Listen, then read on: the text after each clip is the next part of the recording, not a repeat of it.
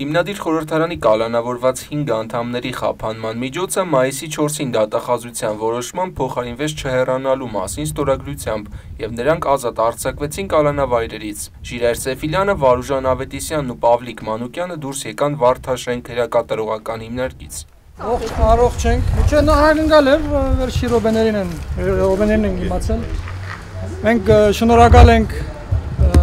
առաջին հերթին մեր պաշտպաններին, որոնք կամավոր ընդգրկվել են այս գործի մեջ։ Շնորհակալ ենք ձեզ, ընդգծված օրեն եմ ասում,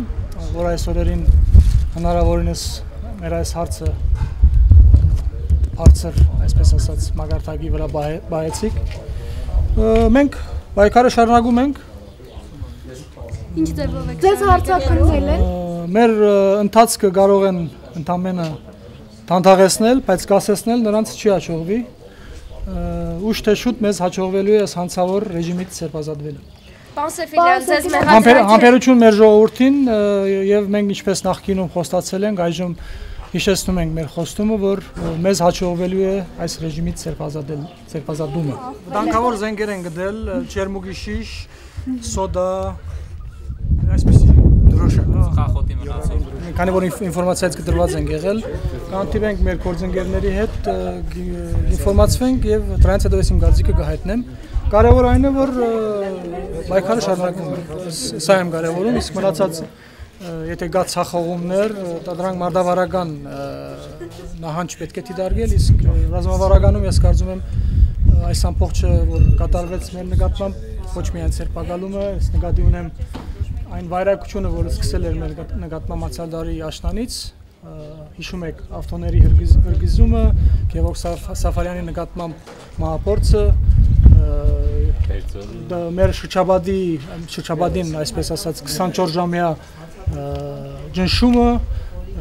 Պերձորի ոճրագործությունը, որտեղ մարդիկ կարող էին մահանալ,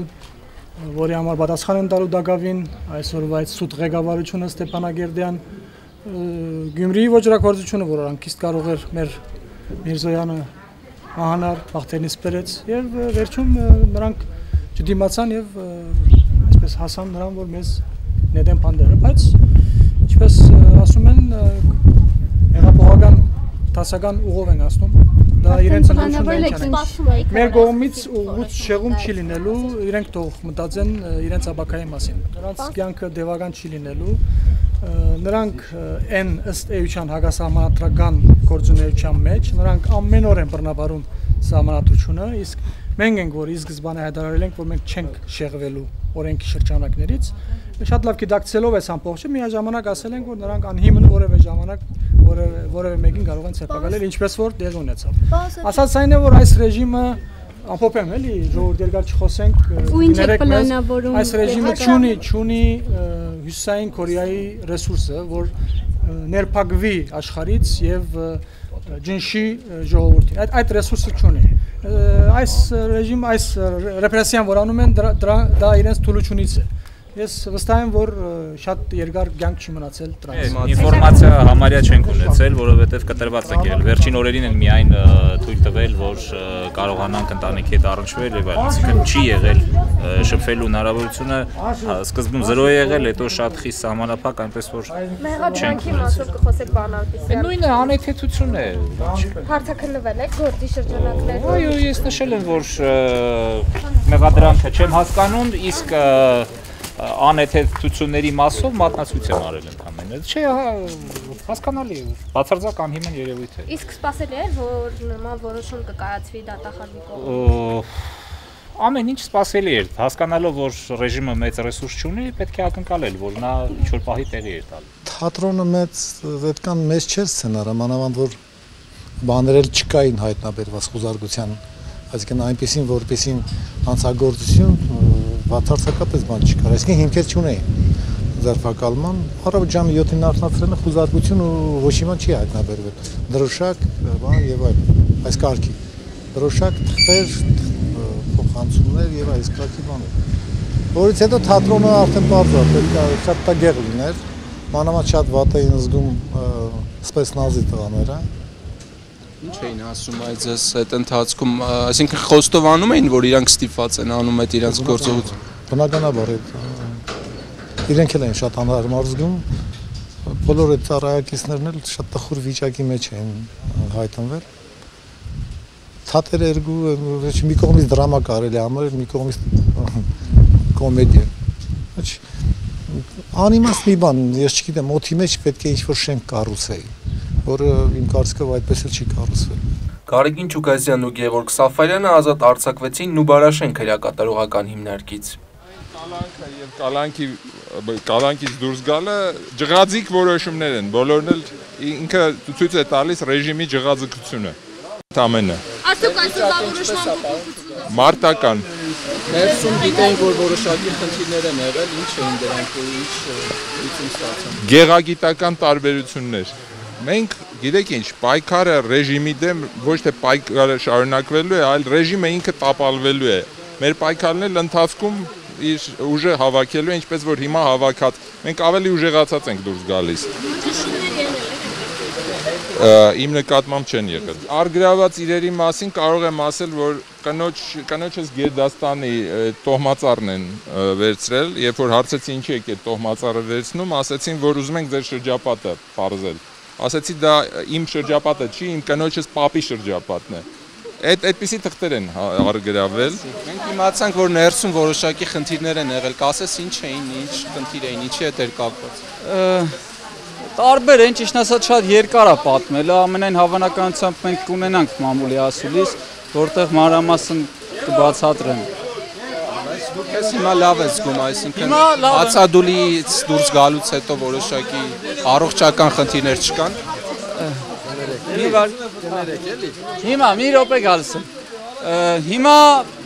ոչինչ, նոր եմ դուրս եկել հացադուլից, դեռ օրգանիզմս ադապտացված չի, բայց լավ եմ։ Սեֆիլյանն ու նրա 4 համախոհը ձերբակալվել էին ապրիլի 7-ին իրենց տներում ու հիմնադիր խորհրդարանի գրասենյակում կատարված խուզարկություններից հետո։ Նրանց մեղադրանք առաջադրվեց ապրիլի 24-ին նախատեսվող միջոցառումների ժամանակ զանգվածային անկարգություններ նախապատրաստելու համար։ Խափանման միջոցը փոխելը դատախազությունը բացատրել է նրանով, որ արդեն անցել է հայոց մեծ եղեռնի զոհերի հիշատակման օրը եւ վերոնշել անձինք չեն կարողացել ավարտին հասցնել հանցագործությունը։ Նախաքննության ընթացքում արդեն կատարվել են անհետաձգելի անհրաժեշտ քննչական գործողությունները ու վերջիններս ազատության մեջ մնալով չեն կարող խոչընդոտել մինչ դատական վարույթում գործի քննությանը։ Ուստի նախաքննության տվյալ փուլում վերացել է մեղադրյալներին կալանքի տակ պահելու անհրաժեշտությունը։ Փաստաբան Հայկ Գրիգորյանի խոսքով ազատ արձակումը հանրային ու միջազգային կառույցների ճնշման արդյունք է։ Երբ որ կալանքի միջնորդությունն էր քննում դատարանը,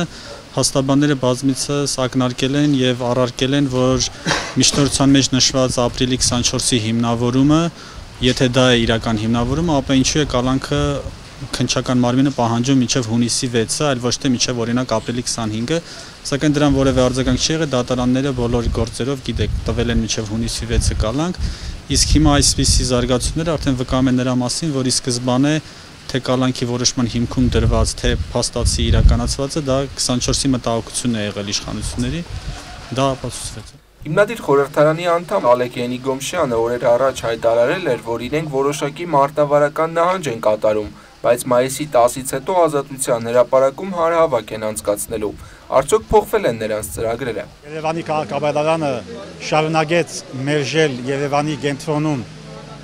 հանրահավաքի վայր դրամատվել կամ իգիդություն ընդունել մեր դիմումները եւ դա մեր կողմից, ինչպես այն ժամանակ ասել էինք, դա մեր կողմից այսպես ասած ըմբռնումով ճագերտների մեջ եմ ասում, ըմբռնումով չենք կարող մոդենալ նման դիրքորոշմանը, որովհետև ոչ մի դրամապանություն չկա։ Ներկայությամբ եւս այսօրվա փոփոխությունից հետո մենք անպայման գայլերի գտիմենք հանրության հետ շփման առումով, սակայն թույլ տվեք ասել, որ այսօրվա փոփոխությունից հետո